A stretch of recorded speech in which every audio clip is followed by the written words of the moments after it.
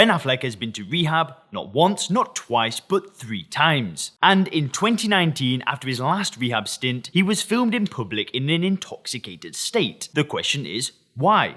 Why is it that such a capable, talented, successful actor who has everything a man could possibly want find it so difficult to stop drinking? What exactly is he doing wrong? Well, today we're going to break it down for you in this video, and we're going to reveal the #1 takeaway from Ben Affleck's story. It's going to blow you away, so make sure to stay tuned. And ladies and gents, very quickly before we get into the video, if you want to get access to the free video training showing you how to apply first principles thinking to control your drinking without AA or willpower or rehab, make sure to click the link in the description. There'll be a free training video down below that's really going to give you a great mindset shift in the way that you view alcohol. So make sure to click the link in the description. Anyway, back to Ben Affleck. So Ben Affleck bust onto the Hollywood scene with his 1997 film Good Will Hunting. He not only acted in the film, but he also co-wrote the script with Matt Damon. Since then, he's had many massive box office hits including Armageddon, Pearl Harbor, The Town, Batman vs Superman, and many, many more. Over the years, Affleck has gradually transitioned from acting to producing films, such as Gone Baby Gone and Argo. His net worth today is at a whopping estimated $150 million.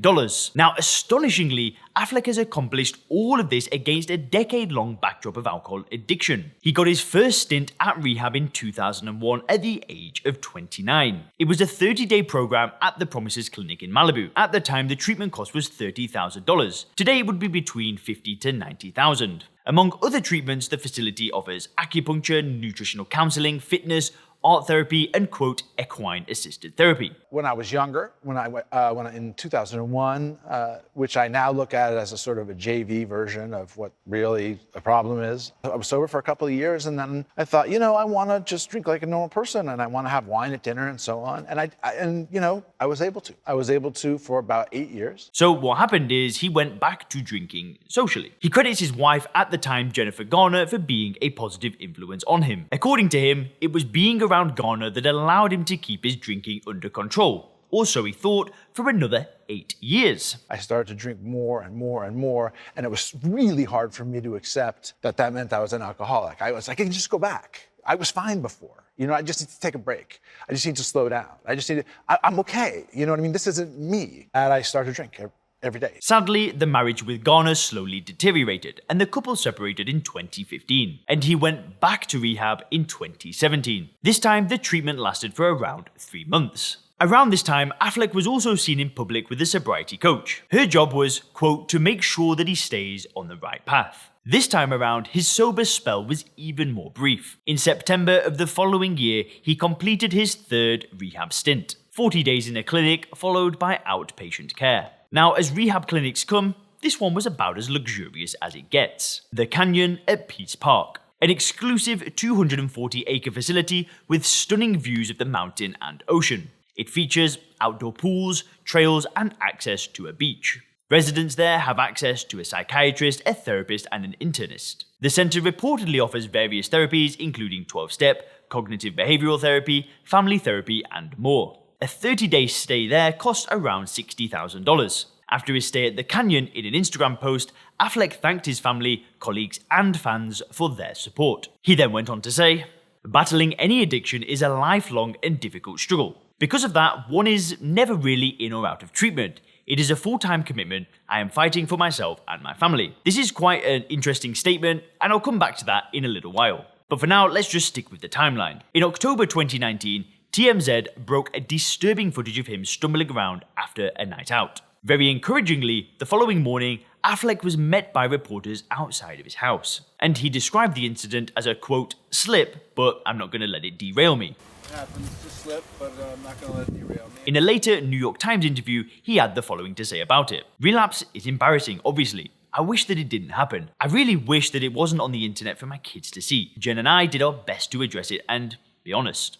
And to the best of our knowledge, that was the last time that he drank, meaning that he's been sober for close to 2 years now, and I definitely wish him and his family all the best. Now, we did recently make another video on the drinking problem of another Hollywood star, Bradley Cooper, and if you watched that video, you might have already been struck by how dramatically different his road to sobriety was. Not just the fact that he stopped cold turkey, and hasn't had a single drink in over 15 years. But it was the massive qualitative difference in his perception of actually stopping. Let's see how he describes it. In your late 20s, you stopped drinking. Stop drinking, yeah. Very difficult? No, beautiful. Unbelievable. Better. Oh, are you kidding? I would never be sitting here with you. No way, no chance. So with Affleck, you have the story of a constant struggle on the one hand. In and out of rehab, slipping up, getting back on the straight and narrow, and then back to square one all over again. And he himself describes the journey as something difficult, lifelong, and full-time. In an interview to The Hollywood Reporter of February this year, Affleck described himself yet again as a, quote, recovering alcoholic, even though he hasn't drank since 2019. Again, compare that to Cooper, who describes the process as beautiful and unbelievable. Now, just for a second, I want you to think, which of these two stars actually has a better chance of staying sober for the rest of their lives? If you ask me, Cooper has had a realization that he's seen alcohol for what it is. Without even probably realizing it, he must have applied some style of first principles thinking. He must have broke things down and then really just uncovered the truth for himself. And when that happens, it's just effortless. It's easy to stop. It's just like a logical decision. Whereas on the other side of the spectrum, Affleck seems to be going the common route.